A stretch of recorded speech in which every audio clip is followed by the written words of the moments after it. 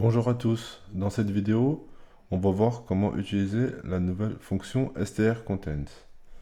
Donc, dans un premier temps, on va juste créer une variable avec un titre, on va mettre A, B, C, D, et ici, on va créer une variable de recherche, search, avec la valeur à rechercher. Donc, jusqu'à PHP 8 pour faire cette opération et voir si on a bien la valeur recherchée dans une chaîne de caractères. On doit passer par un strpose. Donc, ici, on doit vérifier que le strpose du titre, par exemple, est le search. Là, ici, on peut dire echo valeur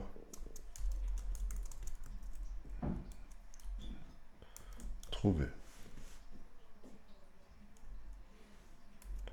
Donc, ici, on va regarder ce qui se passe. C'est que on a bien le A dans la chaîne de caractères. On va mettre un Z et on va voir. Je vais mettre un else quand même.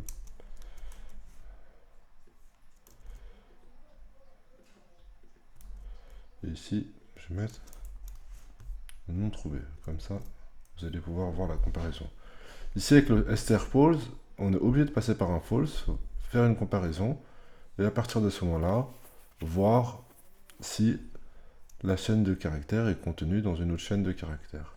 Aujourd'hui, avec la version 8 de PHP, on nous propose de faire un strContent dans lequel je vais mettre le title, ensuite le search, et tout simplement, je vais reprendre ça,